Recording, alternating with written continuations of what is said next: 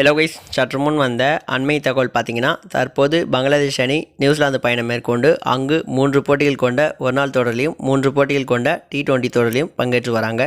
இவர்களுக்கிடையேயான ஒருநாள் போட்டி தொடரில் பார்த்தீங்கன்னா, நியூசிலாந்து அணி 2-1 என தொடரை கைப்பற்றிய நிலையில் தற்போது இவர்களுக்கிடையேயான முதல் T20 போட்டி முடிவுக்கு வந்துள்ளது.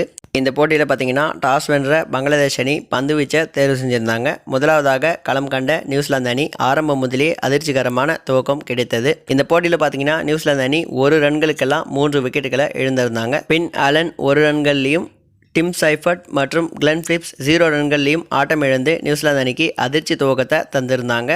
மேலும் அதற்கு பிறகு நிதானமாக விளையாடிய நியூசிலாந்து அணி நிர்ணயிக்கப்பட்ட 20 ஓவர்களில் 134 ரன்களுக்கு 9 விக்கெட்டுகளை இழந்திருந்தாங்க.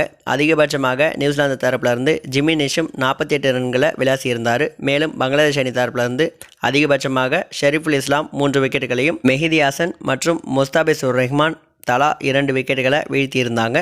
பின்னர் 135 ரன்களை இலக்கா வச்சு களமிறங்கிய பங்களாதேஷ் அணி 5 விக்கெட் வித்தியாசத்தில் அபார வெற்றி அடைஞ்சு 3 போட்டிகள் கொண்ட இந்த T20 தொடரில் 1-0 என தொடரிலையும் முன்னிலை வகிக்கிறாங்க. மேலும் இந்த போட்டியில் பார்த்தீங்கன்னா, பங்களாதேஷ் தரப்பிலிருந்து அதிகபட்சமாக லிட்டன் தாஸ் 42 ரன்களை விளாசியிருந்தார். மேலும் இந்த போட்டியுடைய ஆட்ட நாயகனாக மெஹதி ஹசன் தேர்ந்தெடுக்கப்பட்டிருந்தார். இவர் பார்த்தீங்கன்னா, இந்த போட்டியில் 4 ஓவர்கள் வீசி வெறும் 14 ரன்கள் மட்டுமே விட்டு கொடுத்து 2 விக்கெட்டுகளை கைப்பற்றியிருந்தார். மேலும் பேட்டிங்கிலையும் 19 ரன்கள் குவிச்சிருந்தார்.